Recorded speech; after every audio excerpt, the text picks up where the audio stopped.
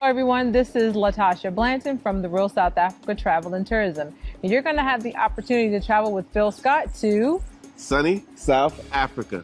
You guys are going to have the opportunity to come to Johannesburg, and you guys are going to be coming to Durban. And we're going to set it up perfectly. It's going to be like a luxury experience for you guys. At the same time, you're going to be getting some culture. And of course, you're going to get an opportunity to talk to Phil, hang out with Phil, and get his views on Africa and South Africa. You're also going to get an opportunity to explore the lifestyles here that are available in South Africa. And we're going to do all that for you in an amazing 10 days. We do hope that you go to the website and book, because we do look forward to seeing you here. Absolutely. Our website is therealsouthafrica.com. Go there, scroll down. You'll see a picture of Phil, and just go ahead and book there. So we'll see you here in what we like to call sunny South Africa.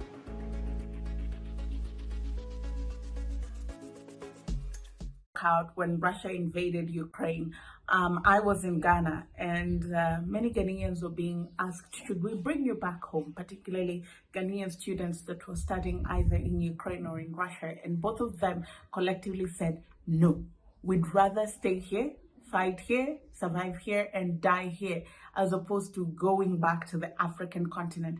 And we're seeing it happen again. There's a lot of there's a war going on between Israel, Palestine, and Hamas. And, there are certain Africans that are stuck in these countries. And when their respective governments have asked them, should we bring you home? Their collective answer has been no. As Africans, we really need to have a serious conversation, because how is it that our people are willing to risk it all and die in countries that are not theirs and take their chances instead of coming back to a place that is safe and offers peace and stability? I'm not planning to come back to Ghana because, me in particular, I've got a newborn baby who is just, 4 months, and I've got a wife. I can't leave my wife and jump to Ghana. And the Ghana community, they are not ready to leave to Ghana unless the West confronts us. Wow, that's really touching. Hello there, how are you doing? Welcome to another episode of our conversations. My name is Ondiro Oganga. I am a business journalist by profession and a digital content creator. I love coming on here and having conversations with you guys about Black people, Africans, our empowerment, and how we can rise up and take our rightful place at the global stage. Today, I want to talk about the instability that we're seeing in the global West and how it affects the Africans that live there.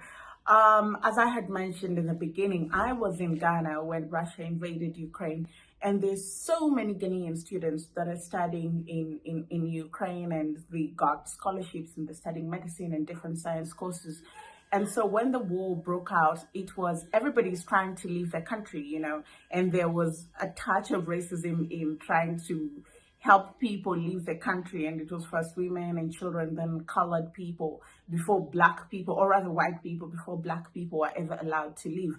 And there was a lot of fear and panic, and parents were just like, we want our children to come back home. We want to know that our children are safe with us. They'd rather come back home.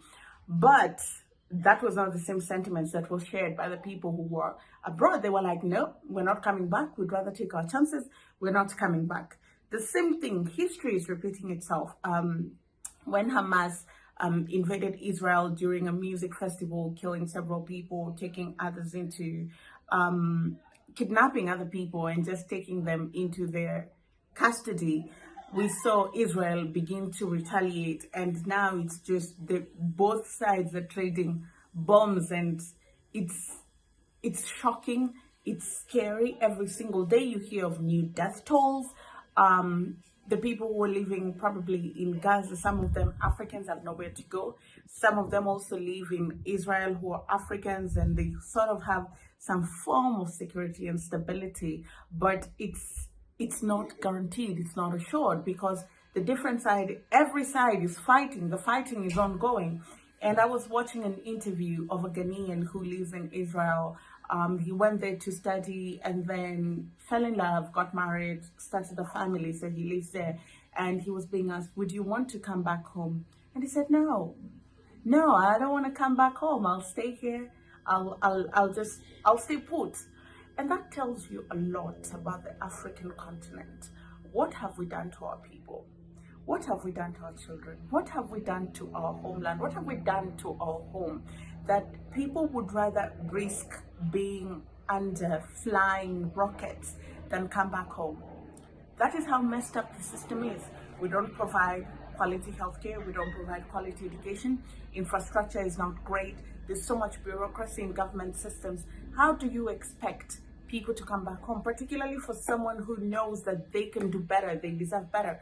You know, sometimes it shocks me when I walk around or I move around and I see the levels of poverty, because Africans are very brilliant, they're smart. If you give them an education and an opportunity, they have everything that it takes within them to turn their fate around. I have seen it with my own eyes. You know, it's just a testament of how many Africans leave the continent, go abroad, and then they begin thriving. And they start at the bottom of the food chain, you know, cleaning toilets, working at supermarkets, earning minimum wage, working as Uber drivers, but they're able to build up from there. And that just tells you that opportunities are very key, but that is not the same thing on the African continent to a large extent.